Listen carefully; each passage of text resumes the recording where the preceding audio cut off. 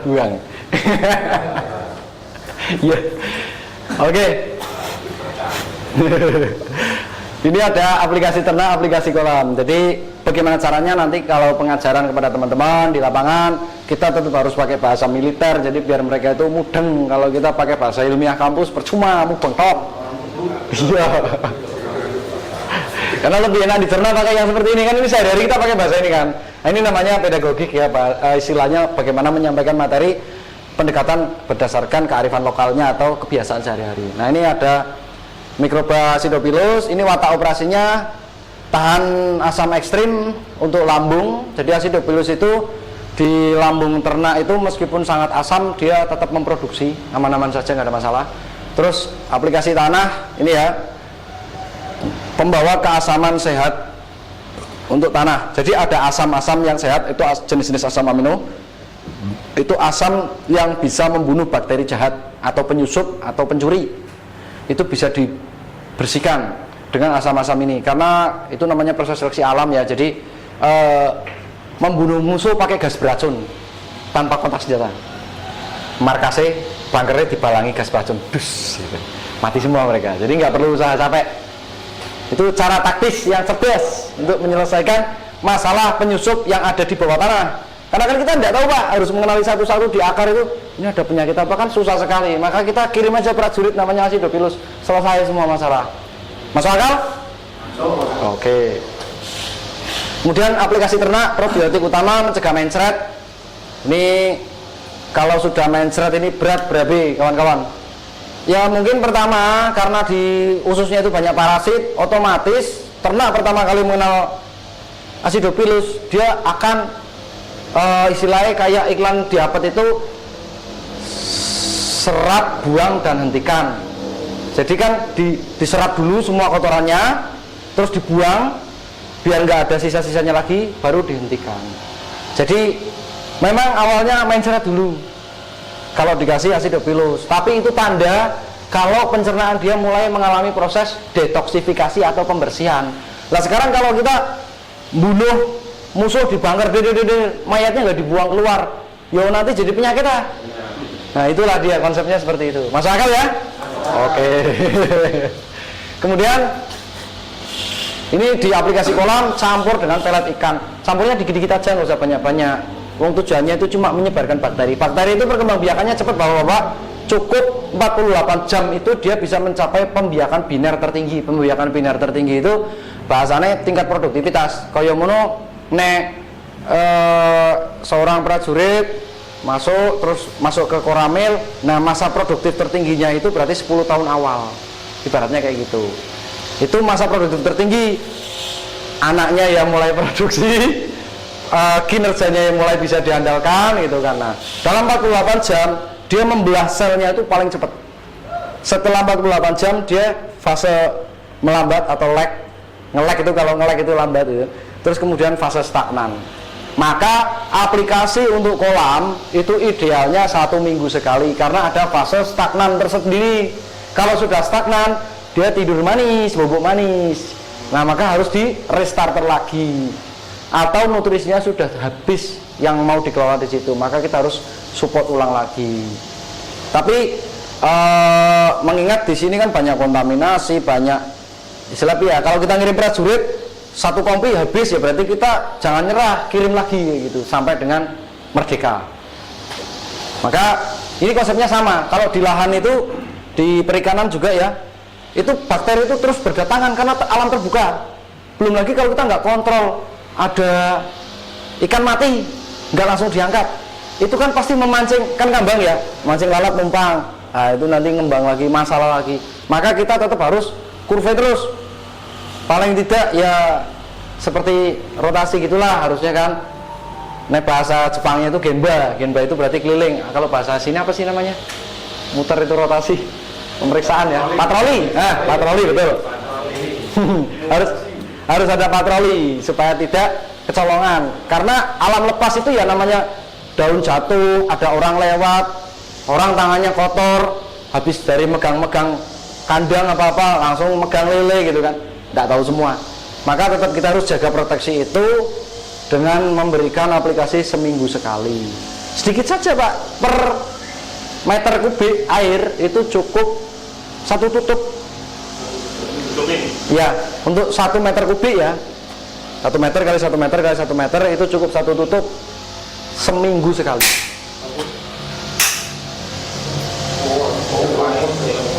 Waduh.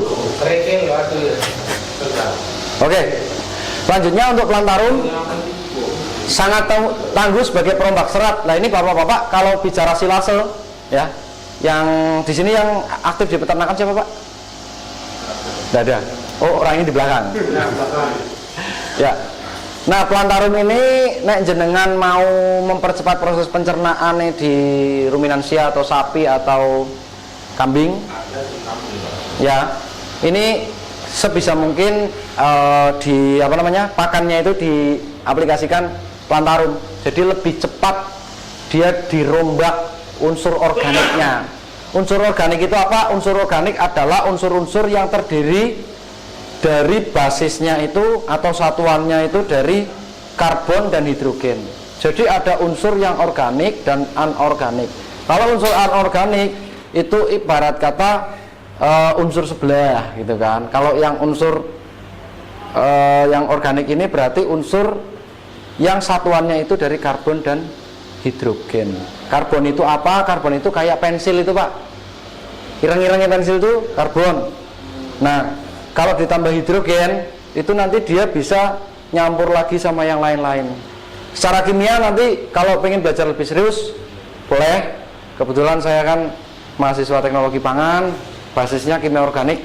Jadi nanti jenengan kalau berbicara kimia organik seperti apa di lapangan, kita kalau sering-sering belajar, sering-sering sharing, dia bisa lebih kuat lagi untuk menghadapi petani. Karena apa? Ya biar bagaimanapun kita ini tetap untuk rakyat ya. Jangan sampai ilmu kita itu hanya untuk kalangan kita sendiri. Kalau bisa apa yang kita punya itu dikembalikan ke pertiwi lagi ke rakyat. Iya, tidak mandek di kita.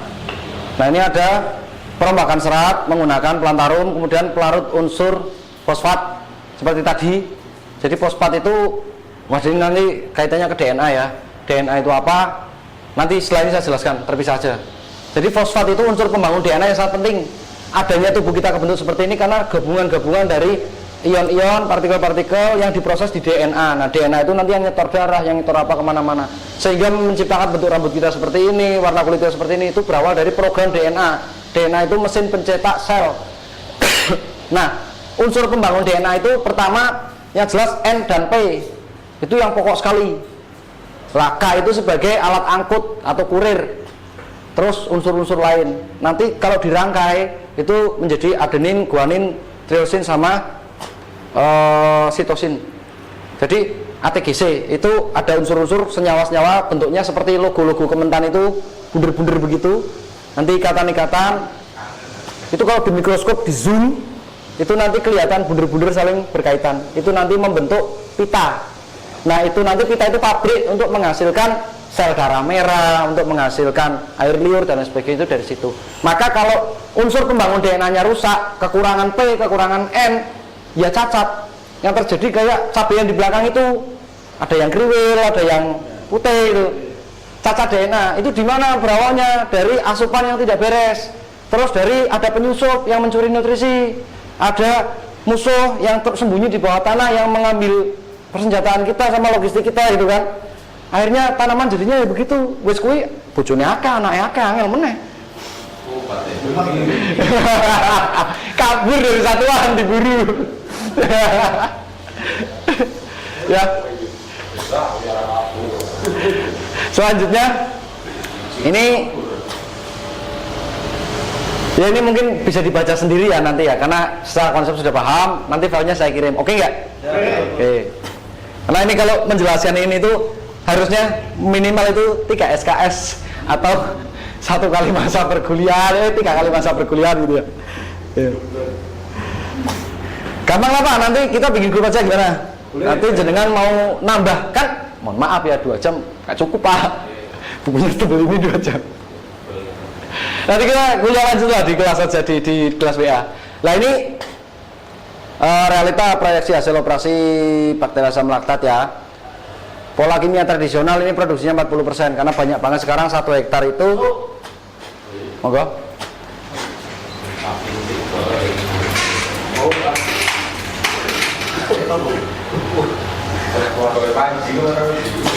Jadi selama ini banyak sekali yang per hektar keluarnya 4 ton, pH-nya 4,5. Ini ancaman nyata di depan mata kita.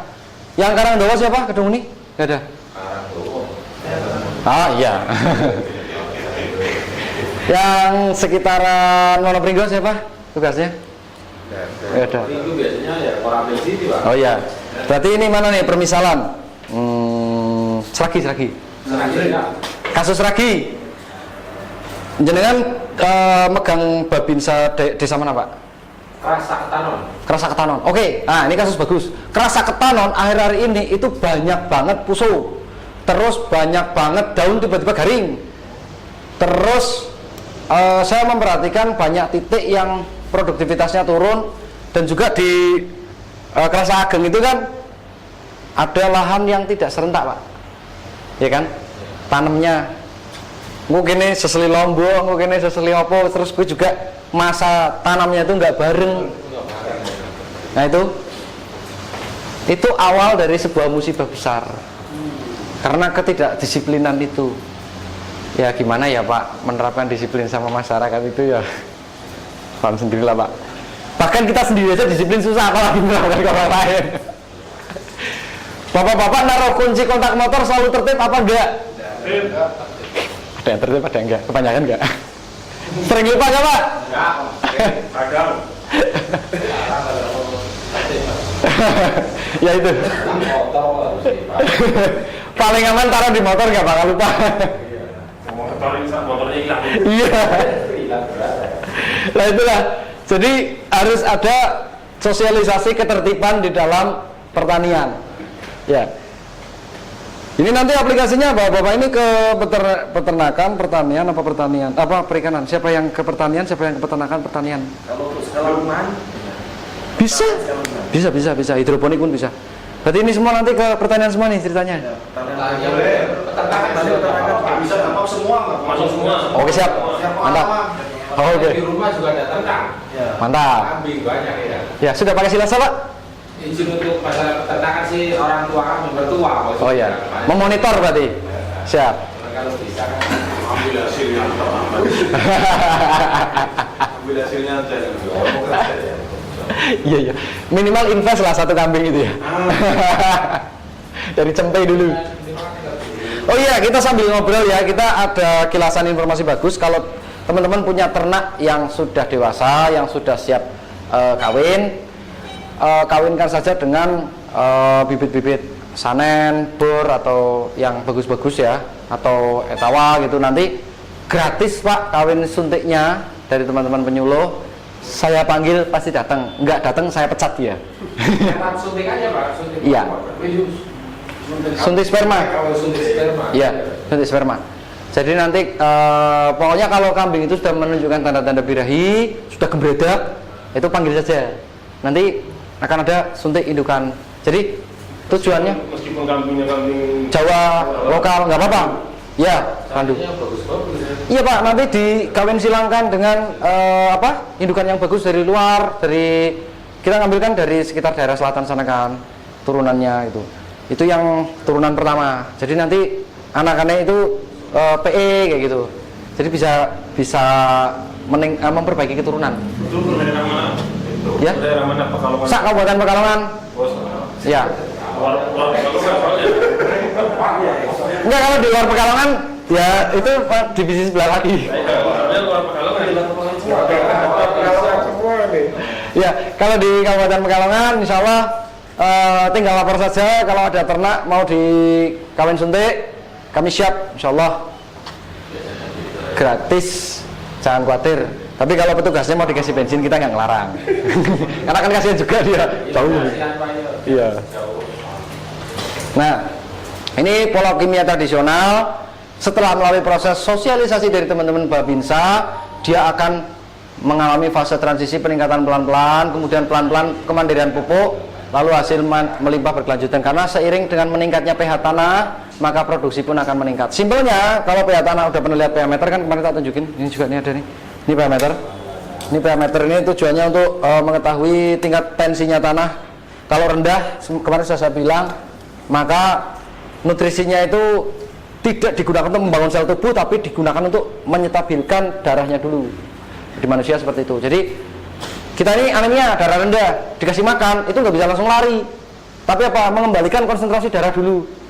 Jadi sama dengan bangsane tanaman, tanah, itu kalau dia masih drop pH-nya, jadi dia dikasih makan pun bukan tumbuh daun, tapi membenahi kondisi tanah, konsentrasi tanah yang rendah dulu.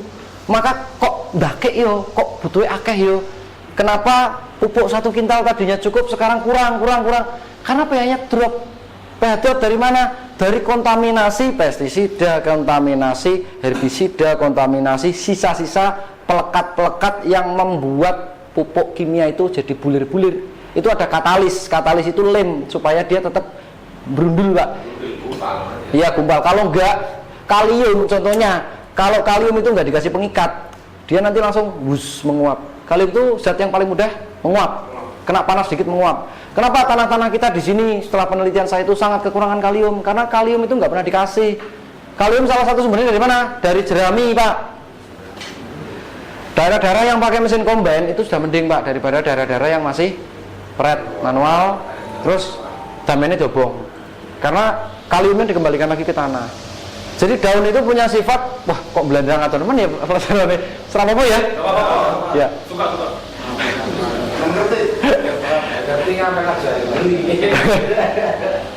Jadi kalium itu di daun itu masih ada, Pak. Selama daunnya masih warna hijau, itu masih ada kaliumnya.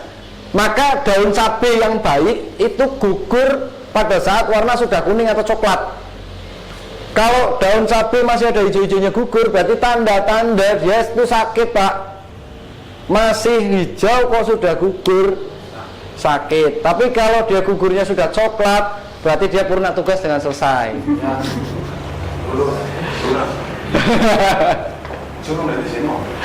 Nah, iya kayak gitu. Makanya kan kalau bisa biar daun itu jangan gugurnya masih hijau. Kalau bisa gugurnya itu sudah kering. Jadi dia itu dan ramainya juga tuntas kayak gitu loh. Selesai dan tidak mengundurkan diri gitu. Atau pecatin Jerman. Kayak gitu ya. Ya, jadi kalau daun itu mati pada saat kondisi masih hijau sekali, dia keracunan nitrogen, jadi ringkih, kekurangan kalium. Kalau di sini ini masih ada kaliumnya sedikit, tumbang, berarti ada parasit atau virus yang masuk, kayak gitu. Nah ini harus dipahami. Ya daun yang baik itu paling tidak kuning lah, Pak, kalau untuk logrok. Sama dengan daun padi, kalau masih berwarna ada hijau-hijaunya, berarti kaliumnya masih ada. Kalau tidak ada hijaunya pun, berarti di situ masih ada nitrogen. Itu. Cuman kan kadarnya sedikit. Nah, semakin tua daun, maka kadar nutrisinya semakin berkurang. Tapi tetap masih ada sisa yang terikat karena dalamnya masih ada karbon.